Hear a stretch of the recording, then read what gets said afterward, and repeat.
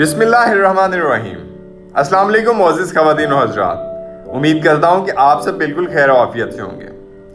معزز ناظرین گرامی، آپ نے دنیا بھر کے پر اسرار مقامات کے بارے میں تو سن رکھا ہوگا۔ کیا آپ جانتے ہیں کہ پاکستان میں بھی بعض مقامات اپنی پر اسراریت اور واقعات کی وجہ سے خوف کی علامت بنے ہوئے ہیں؟ آج کی زیر نظر ویڈیو میں آپ کو ان مقامات کے حوالے سے آگاہی دیں گے۔ معزز ناظرین گرامی، سب سے پہلے بات کرتے ہیں کوہ چلتن کے متعلق۔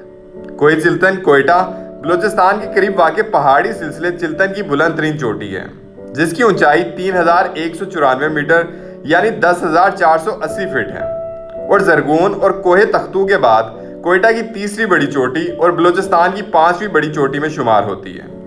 چلتن دراصل فارسی اور بلوچی زبان کا مرکب لفظ چہل تن ہے، جس کے معنی ہے 40 جسم۔ کوئٹہ کے قریب واقع اس پہاڑی کے بارے میں مشہور ہے کہ یہ ایک پر اسرار جگہ ہے۔ یہاں ان 40 بچوں کی روحیں بھٹکتی ہیں جن کے والدین نے انہیں تنہا مرنے کے لیے وہاں چھوڑ دیا تھا۔ مقامی افراد اس بارے میں ایک داستان سناتے ہیں۔ داستان کے مطابق صدیوں قبل ایک غریب بے اولاد جوڑا اولاد کے لیے کسی بزرگ کے پاس گیا۔ بزرگ کی دعا قبول ہوئی اور ان کے ہاں ایک دو نہیں بلکہ 40 بچوں کی ولادت ہوئی۔ یہ غریب جوڑا اتنے سارے بچوں کی کفالت نہیں کر سکتا تھا، چنانچہ انہوں نے ایک بچے کو اپنے پاس رکھ کر 39 بچے پہاڑ پر چھوڑ دیے۔ کچھ عرصہ بعد عورت یہ سوچ کر پہاڑ پر گئی کہ شاید ان بچوں کی موت واقع ہو چکی ہوگی، لیکن وہ سب وہاں پر زندہ تھے۔ بیوی خوشی سے شوہر کو یہ بتانے کے لیے واپس آ گئی اور ایک بچہ جو ان کے پاس تھا وہ بھی اس پہاڑ پر ہی چھوڑ گئی۔ کچھ دیر بعد جب دونوں میاں بیوی پہاڑ پر پہنچے تو کیا دیکھتے ہیں کہ سارے بچے غائب ہو چکے ہیں۔ یہ داستان سچی ہو یا جھوٹی، لیکن مقامی افراد کا کہنا ہے کہ آج بھی انہی 40 بچوں کی روحیں نہ صرف دکھائی دیتی ہیں بلکہ ان کے چیخنے، چلانے اور اکثر رونے کی آوازیں سنائی دیتی ہیں۔ اس حوالے سے آپ کی کیا رائے ہے، ہمیں کامنٹ میں لازمی بتائیے گا۔ ناظرین، اس کے بعد چلتے ہیں کراچی کی ایک مشہور روڈ جسے ڈیلمیا روڈ کہا جاتا ہے۔ اس سڑک کے بارے میں قدیم وقتوں سے آج تک ایک کہانی بیان کی جاتی ہے کہ اکثر اس روڈ پر ایک پر اسرار لڑکی کو دیکھا گیا ہے جو دلہن بنی ہوتی ہے اور اس نے سرخ رنگ کا لباس پہن رکھا ہوتا ہے۔ لوگوں کا کہنا ہے کہ 60 کی دہائی میں یہ خاتون ایک ڈانسر تھی جسے قتل کر کے اس کی لاش کو اس سڑک پر چھوڑ دیا گیا، جو کہ یہاں سے گزرنے والے لوگوں کو مدد کے لیے رکنے کو کہتی ہے اور پھر اچانک سے غائب ہو جاتی ہے۔ بعض افراد کا دعویٰ ہے کہ آدھی رات کو سفر کرنے والے جب ڈیلمیا روڈ پر پہنچتے ہیں تو کسی وجہ سے وہ رکنے پر مجبور ہو جاتے ہیں۔ رکنے کے بعد انہیں ایک سجی سجائی سرخ لباس میں ملبوس دلہن نظر آتی ہے جو کسی اجنبی زبان میں ان سے گفتگو کرنے کی کوشش کرتی ہے۔ ڈرائیورز کا پہلا خیال یہی ہوتا ہے کہ کسی پریشان حال دلہن کو مدد کی ضرورت ہے، لیکن دیکھتے ہی دیکھتے اس کی شکل بدل جاتی ہے اور وہ ایک خوفناک چڑیل کا روپ دھار لیتی ہے۔ کچھ افراد نے یہ بھی دعویٰ کیا کہ جب وہ رکے نہیں تو اس دلہن نے ان کا پیچھا کیا اور انہیں اس کی چیخیں بھی سنائی دیں۔ ڈیلمیا روڈ پر آدھی رات کو بھٹکنے والی اس دلہن نما ہیولے کی CCTV فوٹیج بھی انٹرنیٹ پر دیکھی جا سکتی ہے۔ اسے کارساز کی دلہن یا برائیڈ آف کارساز کا نام دیا گیا ہے۔ آپ دوستوں کے خیال میں کیا یہ ایک حقیقت ہے؟ اپنی رائے کا اظہار کامنٹس کی صورت میں لازمی کیجیے گا۔ معزز دوستو، ہمارے ملک میں متعدد ایسے مقامات موجود ہیں جن سے خود ملک پاکستان کی عوام بھی مکمل طور پر واقف نہیں ہے، جبکہ یہ مقامات اپنے اندر کئی پر اسرار راز سموئے ہوئے ہیں۔ انہی مقامات میں سے ایک مقام گوندرانی ہے، جسے شہر روغن کے نام سے بھی جانا جاتا ہے۔ اس شہر کی خاصیت یہ ہے کہ یہاں موجود پہاڑوں میں سینکڑوں غار بنے ہوئے ہیں، لیکن ان غاروں کی تعمیر کے حوالے سے تاریخ بالکل خاموش ہے۔ گوندرانی صوبہ بلوچستان کے ضلع لسبیلا میں واقع ہے۔ یہ شہر قدیم قصبے لسبیلا کے شمال میں 20 کلومیٹر کے فاصلے پر موجود ہے۔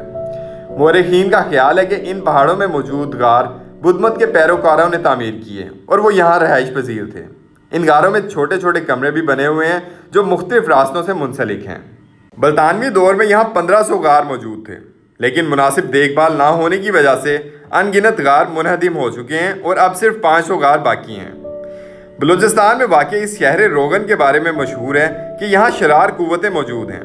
یہاں کی پر اسرار مخلوقات اس علاقے کی پہاڑوں اور غاروں میں رہتے ہیں اور یہاں آنے والے لوگوں پر حملہ کرتے ہیں۔ غاروں کے اس شہر میں وقوع ہونے والے کئی انہونے واقعات اس بات کی گواہی بھی ہیں۔ معزز دوستو، سندھ کے شہر دادو کے شمال مغرب میں کوہ کیرتھر پر گورکھ ہل اسٹیشن واقع ہے۔